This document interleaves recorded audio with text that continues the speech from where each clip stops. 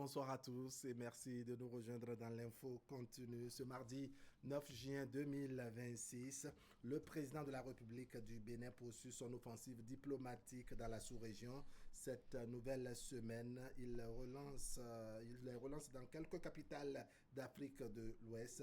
Ce lundi, à pas de charge, il a été reçu par son homologue du Sénégal et ensuite par le président malien Assimi Goïta. Les différentes parties entendent harmoniser leurs engagements sur les perspectives de coopération économique et commerciale, renforcer la solidarité entre leurs peuples sans épargner bien entendu les questions sécuritaires qui semblent donner de l'insomnie aux dirigeants et leurs populations respectives. Il faut dire que ces différents déplacements du président Romuald Wadani sont suivis de près par l'opinion nationale qui multiplie des commentaires à ce sujet. La classe politique, l'opposition notamment, ne fait pas mystère de son admiration de cette démarche du chef de l'État béninois. Eh bien, on mène les discussions ce soir autour de cette actualité qui semble occuper la première place des grands sujets de conversation dans les milieux publics. Nous sommes en plateau avec Paul Ano de Guédon. Paul Ano de Guédon, bonsoir. Oui, bonsoir Wahab, bonsoir Delphin et puis bonsoir à tous ceux qui nous regardent. Delphin Gangana, bonsoir.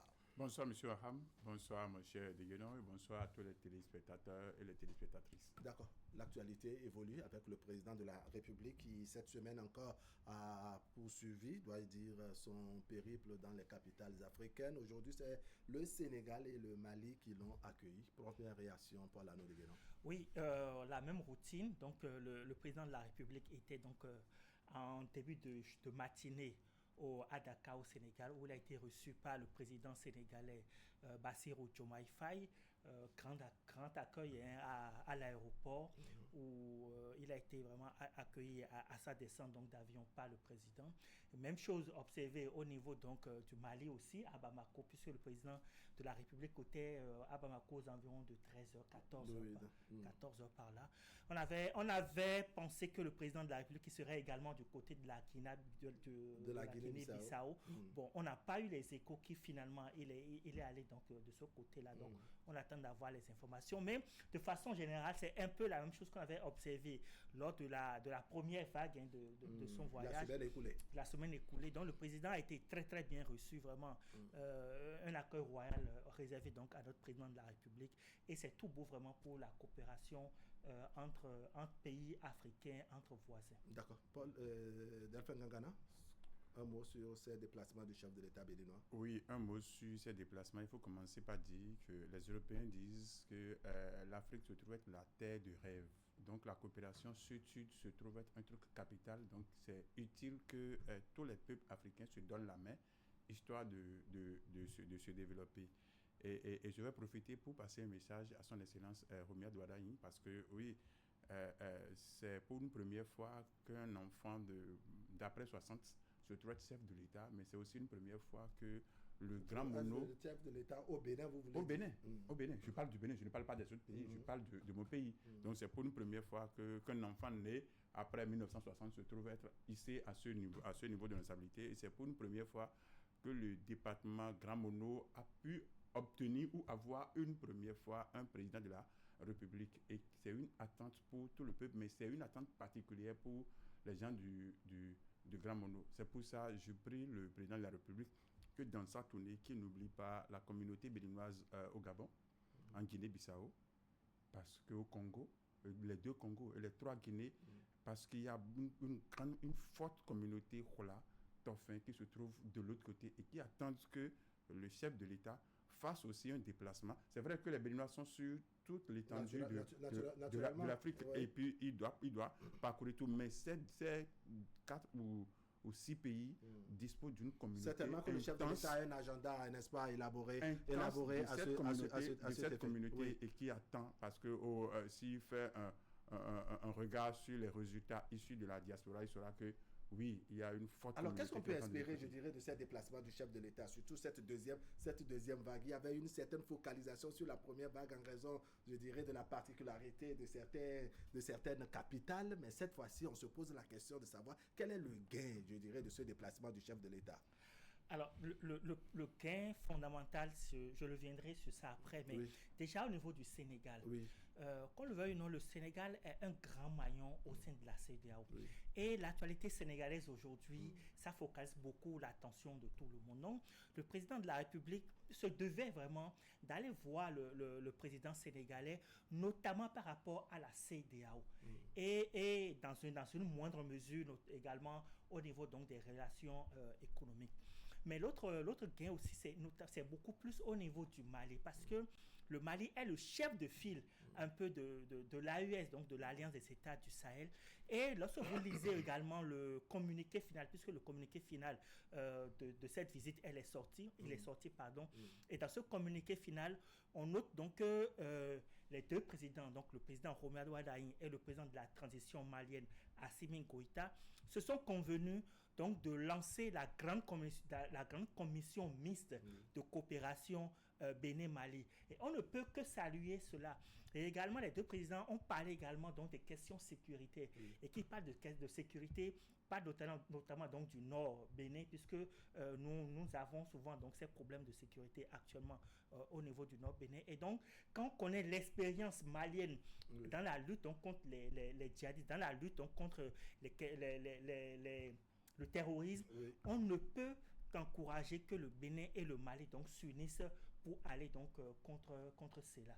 Et évidemment, quand on parle donc de Mali, dans une moindre mesure, on parle donc du Burkina Faso, on parle du Niger. Donc on ne peut pas prétendre vouloir normaliser nos relations avec le Burkina Faso, avec le Niger, sans occulter donc, le Mali. Oui, ça vous dit quoi en termes de gains? Qu'est-ce que ça apporte ces déplacements du chef de l'État, surtout dans ces deux capitales qu'on vient d'évoquer, le Sénégal et le Mali par exemple? Oui, c'est une chaîne et comme il a dit, on ne peut pas vouloir normaliser nos relations avec le Burkina, le Niger et ignorer le Mali parce que oui, le Mali aussi passe par notre corridor, passe par le Burkina pour prendre des choses ici. Et pareil pour le Tchad, parce que moi j'avais fait stage dans une entreprise et vous ne pouvez pas imaginer, il y a pas mal de Tchadiens qui viennent chercher des produits vétérinaires au Bénin, c'est-à-dire ils viennent au Bénin pour pouvoir envoyer des produits vétérinaires. Ça veut dire que le Bénin se trouve être le centre commercial de beaucoup de pays. Donc, vouloir normaliser une relation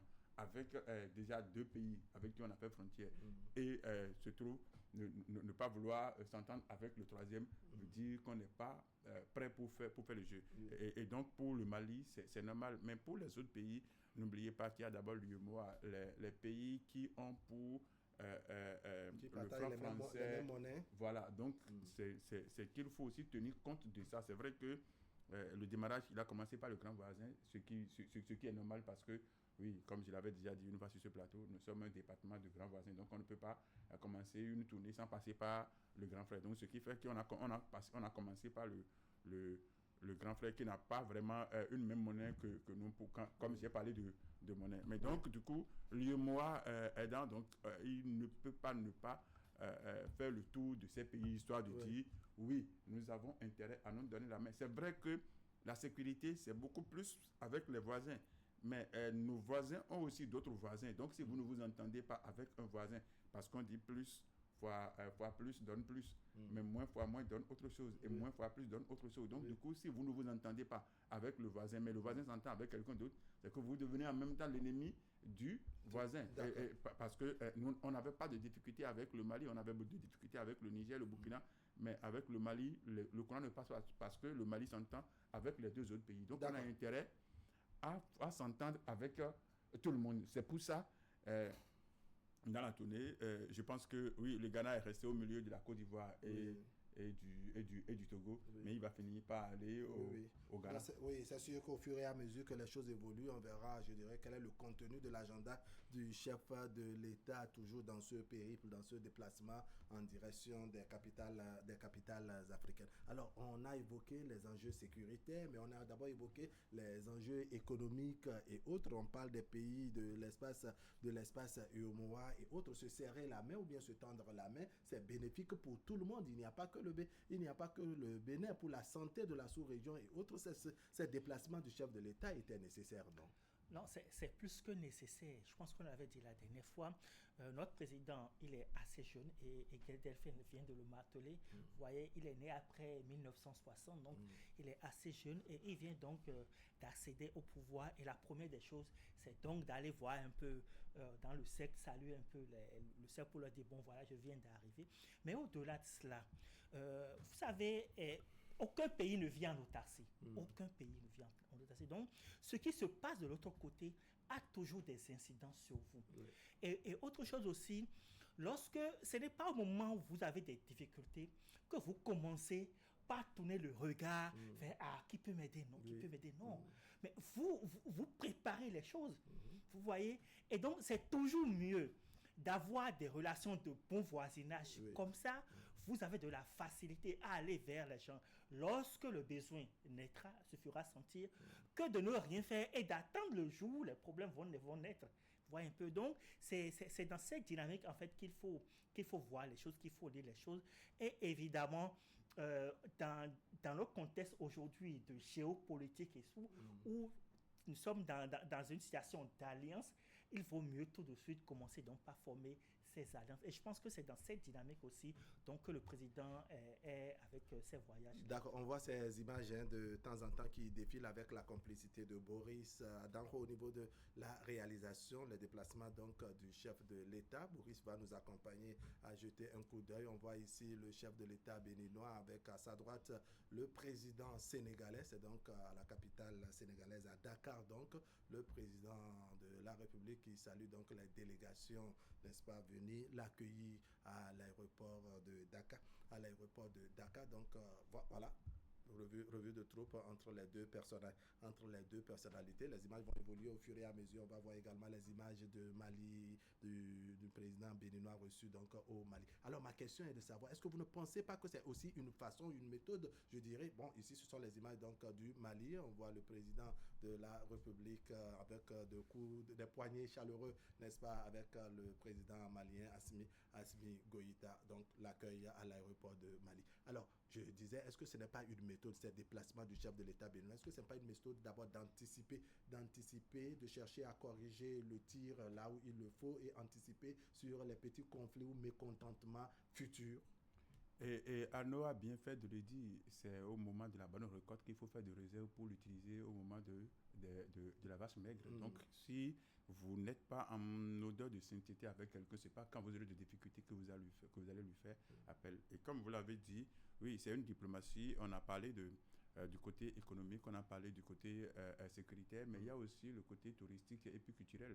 Parce que, oui, il faut que, je ne sais pas si ça se fait, mais ça devrait se faire parce que le Bénin se trouve être depuis un bon moment le centre culturel et le centre de tout ce qui se trouve être culture endogène. Et je pense que désormais, on doit pouvoir aller au-delà de juste le cadre national et aller au niveau du cadre africain pour ne pas dire au niveau du cadre international, mondial. Parce que si les gens font pèlerinage à la Mecque ou pèlerinage à Rome, pourquoi ne pas faire pèlerinage culturel et endogène au Bénin? Pourquoi ne pas profiter pour dire aux autres pays, nous voulons une délégation de votre culture traditionnelle ou de votre culture endogène en janvier 2027 chez nous, pour pouvoir prouver combien de fois l'Afrique a de richesses et combien de fois le Bénin a de richesses et combien de fois nous pouvons nous donner la main pour développer ce pays. Et je pense que ce discours devrait être aussi un discours qui devrait amener les autres à se dire, parce que si une délégation quitte le Sénégal, le Mali, et bien au Bénin, et ils vont quand même résider dans des hôtels. Ils vont payer des choses. Ils vont rencontrer des choses. Donc, ça veut dire qu'il y aura un brassage. Il y aura un partage. Donc, du coup, je pense que oui, dans le déplacement, ce ne serait pas seulement économique ou sécuritaire, mais il y aura aussi touristique et puis culturel. D'accord. Je pense que c'est un pas important que vient de souligner Delphine. Et je ne sais pas si vous vous rappelez, lors des Votoun Days, donc de 2026, l'année en cours, Je pense qu'il y avait eu une délégation de la Norvège. Oui. Si j'ai bonne mémoire, Oui, peut-être que oui. je me trompe de pays, mais il y avait une délégation donc d'un pays de l'Union européenne, donc oui. d'un pays européen, Oui. qui était venu célébrer, montrer un peu. Il y a eu également des délégations brésiliennes. Ça, on peut Tout le à préciser. fait. Oui, oui. Vous voyez donc, et d'ailleurs même dans le communiqué lors de la visite donc, du président, il y a eu cet aspect-là. D'accord. Donc les échanges culturels. Et c'est très important que désormais, par exemple, et on estime vraiment que le ministre Bakary, c'est lui qui est ministre du Tourisme maintenant, va vraiment s'occuper de ce plan pour que en 2027, donc en janvier 2027, qu'on puisse avoir des délégations donc de ces différents pays, puisqu'ils ont aussi des cultes endogènes dans ces pays-là, Oui. et on estime vraiment Que cela va et permettre. c'est ça qui va permettre vraiment une D'accord. vraie intégration Oui. entre nos peuples, entre nos cultures. D'accord. Est-ce que vous lisez un peu les réseaux sociaux, vous écoutez un peu les gens sur leur appréciation de ce déplacement du chef de l'État béninois? Et je pense qu'il y a plus je sais pas, hein, les gens adoubent beaucoup plus ça que d'être contre. Il y a beaucoup de pour que de contre parce que on l'avait déjà dit ici une fois. Avant, c'est quand un président se trouve être élu, c'est l'Occident ou c'est peut-être les autres pays. Mais on a constaté que oui, on a compris qu'entre nous, on pouvait se donner la main.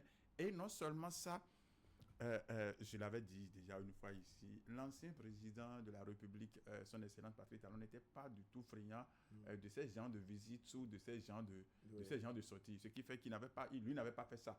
Mais c'est en évoluant qu'on rencontre un carrefour ou autre chose. Donc le nouveau a compris qu'il faut faire autrement, qu'il faut aller vers les gens et qu'il faut se donner la main parce que si vous avez un peu, j'ai aussi un peu, et qu'on se donne et qu'on essaye de mettre ça ensemble, ça va donner quelque chose de beaucoup plus consistant et qui va nous permettre de désormais, parce que qu'ils vous souviennent qu'à un moment donné, les Rwandais, les gens avaient dit, il y avait des soldats rwandais qui nous avaient aidés à un moment donné. On avait raconté des choses on avait dit des choses comme ça. Et même si c'était faux, si c'était vrai, mais c'est quand même normal qu'entre Africains, qu'on se donne la main. Parce que si notre Ravip, notre ANIP, à un moment donné, la direction a été gérée par un Rwandais, c'est parce qu'on a compris que oui, il a quand même de l'expertise, on a besoin de son expertise. Et quand il a fini par nous donner la main, il est parti, c'est un Béninois qui gère. Et donc, c'est pareil que des Béninois puissent aussi montrer de quoi ils sont capables ailleurs. Parce que si on cherche désormais un expert dans ce domaine, le Bénin aussi peut se positionner pour dire, OK, nous avons la main. Donc, de ce genre de coopération, je pense que oui, tous les Béninois sont d'accord et applaudissent. Est-ce qu'on a même de raison de ne pas être d'accord pour ceux-là, même s'ils sont minoritaires, comme le relève Delphin Gangana? Est-ce qu'on a vraiment de raison de ne pas être d'accord de cette démarche du chef de l'État béninois, n'est-ce pas, qui, je dirais, on vient de le relever également, apporte des bénéfices en termes de vivre ensemble avec les voisins? Non, et moi je pense d'ailleurs même que pour moi, quand je vais sur la toile, c'est beaucoup plus des appréciations. Et les gens encouragent beaucoup la démarche du président de la République et en fait, les gens n'en demandaient que ça. Quand on se rappelle en fait de tout ce qui s'est passé ces derniers mois, ces dernières années, les gens n'en demandaient que ça. Et c'est pour ça que unanimement, tout le monde est en train de saluer vraiment cette démarche du président de la République. Et vous l'avez vu, même le principal parti de l'opposition du Bénin a salué cette démarche donc du président Romain Walaï. C'est pour dire vraiment que c'est ce que nous souhaitons. Entre Africains, nous devrons nous parler, nous devrons converser, nous devrons échanger. Parce que personne ne viendra régler nos propres problèmes. Et personne ne peut maîtriser nos problèmes mieux que nous-mêmes. C'est pas possible. Vous voyez, donc c'est une démarche à saluer et c'est une démarche saluée unanimement vraiment partout. D'accord. Dans les réactions je dirais, des Béninois, il n'y a pas que des citoyens lambda, il y a également la classe politique. L'anneau de Guénon rappelle combien le parti de l'opposition, les démocrates, a également réagi favorablement par rapport à cette démarche du chef de l'État, notamment son déplacement sur Niamey au Niger. Ça vous inspire quoi comme commentaire? Oui, un parti politique est constitué des citoyens béninois. Et donc, du coup, qu'il soit autorité politique ou qu'il soit chef de parti politique, c'est qu'il est d'abord béninois et qu'il aspire, qu'il a envie des choses. Et donc, du coup, quand ça va bien, il faut avoir le courage, même si c'est qu'il faut faire une violence psychologique pour reconnaître. Il faut cette violence pour dire oui, c'est ce que nous attendons, c'est ce que nous souhaitons. Parce que, oui, si vous êtes un parti politique et que vos militants ne sont pas contents, c'est que vous aussi, vous n'êtes pas contents. Et que si vous voulez vraiment conduire vos militants et que vous retrouvez en déphasage total avec votre militant, c'est vous qui perdez. Et donc, les gens aussi observent un tout petit peu la tendance parce que, tel que vous l'avez dit, sur la toile, c'est ouvert à tout le monde. Donc, les gens voient comment les choses évoluent. Et puis, les militants sont aussi sur la toile. Donc, quand on voit la réaction, on comprend que le mieux pour pouvoir se faire entendre, c'est d'aller dans le même sens que ce qui est bon pour ne pas se faire griller. Ne veut pas dire que c'est du suivisme que ce parti politique a fait, non. Mais ce parti politique a été objectif parce que oui, on a parlé de la trêve politique et on l'avait dit, ne veut pas dire que les partis politiques n'existeront plus, ne veut pas dire que les partis politiques ne puniront plus, ne veut pas dire que les partis politiques ne vont plus critiquer, mais quand vous critiquez, vous proposez. Là, maintenant, ils n'ont pas critiqué, mais ils ont trouvé quand même que c'est bien.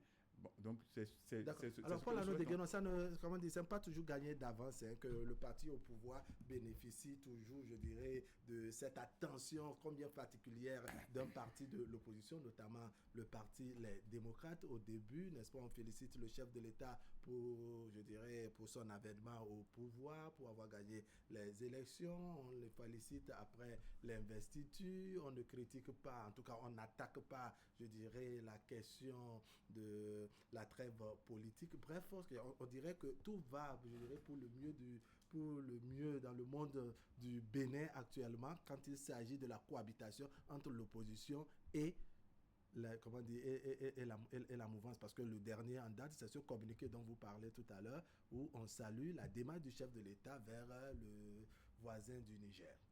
Non, moi je pense qu'il est peut-être un peu trop tôt.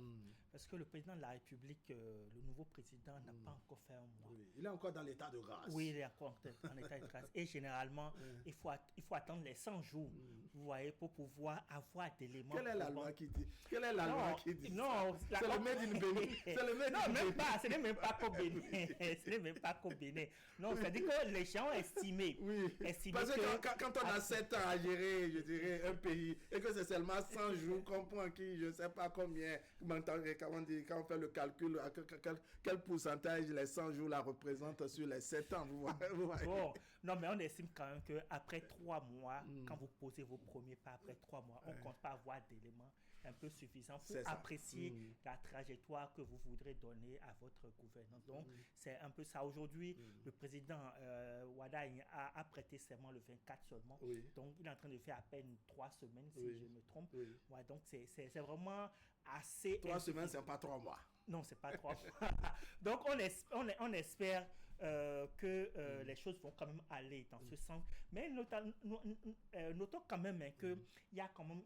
Il commence déjà par avoir quelques petits bruits, juste des petits bruits, vous savez, notamment par rapport aux nominations, où les gens estiment que, est-ce que finalement, Wada est en train de former son propre gouvernement, ou il est en train donc de prolonger le gouvernement de l'ancien président, etc. Donc, il commence pas à avoir ces petits bruits, mais comme je dis, c'est encore... Mais c'est le bruit au niveau de la mouvance, l'opposition ne dit absolument rien, l'opposition n'a pas proposé quelqu'un de ces gens. Oui, mais dans un contexte de trêve politique, il faut quand même, en voulant critiquer, il faut quand même avoir suffisamment d'éléments. Et pour l'instant, même pour nous aussi... Est-ce que la composition de son gouvernement devrait concerner, je dirais, l'opposition à proprement parler? La preuve, ils n'en ont pas parlé. Voilà. La preuve, ils n'en ont pas parlé. Dans leur communiqué, ils n'en ont pas parlé. Donc, on estime que je suis sûr que d'ici quelques temps, quelques semaines, on va commencer vraiment à avoir les premiers éléments d'appréciation. D'accord. Premier élément d'appréciation. On dirait que vous êtes quelqu'un qui aime souvent quand il y a le feu, n'est-ce pas? Non,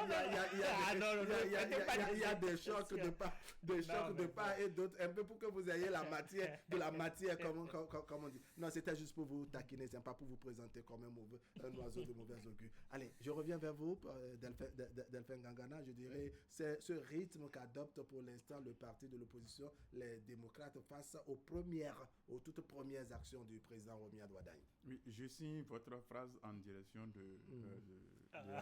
Je signe juste, donc c'est sans commentaire, quoi. Je signe avant de remonter sur votre question. Oui, il faut dire que les 100 premiers jours, ça c'est juste, bon, les gens disent 100 premiers jours, on n'a même pas besoin, puisque avant, les anciens présidents n'avaient pas bénéficié de 100 premiers jours, il y a des gens qui, dès leur installation, l'opposition a commencé déjà par tempêter, donc les 100 premiers jours, non, mais il faut dire et oser reconnaître que, comme Arnaud l'a dit, il a commencé par parler de trêve politique. Oui, je suis content quand même que Arnaud trouve qu'en période de trêve politique, on ne peut pas. Donc, je suis content qu'il arrive à ce niveau. Et il faut dire que si aujourd'hui l'environnement est calme et que tout va bien, s'il faut tirer des leviers, il faut dire merci à quelqu'un parce que ça n'a pas été possible sans l'audace, sans le courage et sans la persévérance de son excellence Patrice Talon, parce que c'est lui qui a mis les conditions, c'est lui qui a créé les conditions pour qu'aujourd'hui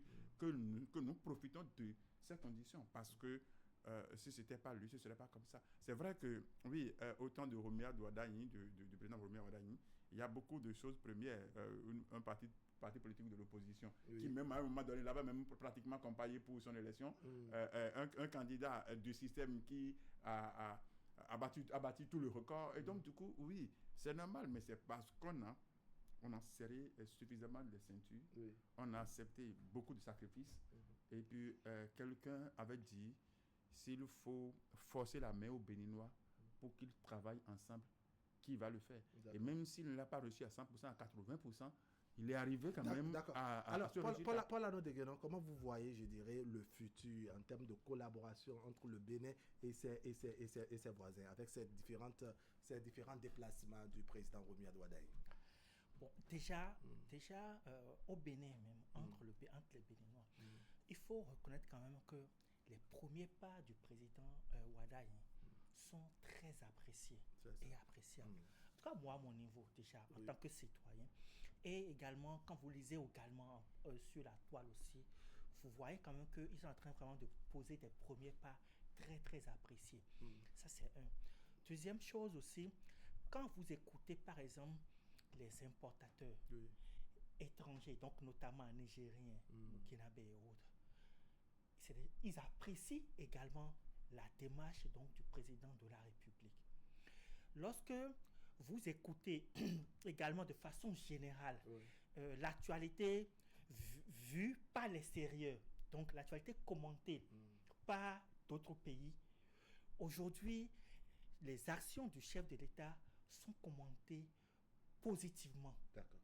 Et ça, c'est une très très bonne chose. D'accord. Vous trouvez ça comme un autre gain? Tout à fait. En termes de regard qu'on porte sur le Bénin. Vous voyez, donc même les dernières décisions prises en Conseil des ministres, le déplacement du chef de l'État, ses nominations, de façon générale, c'est critiqué de façon positive. D'accord. Que ça soit à l'interne comme à l'externe.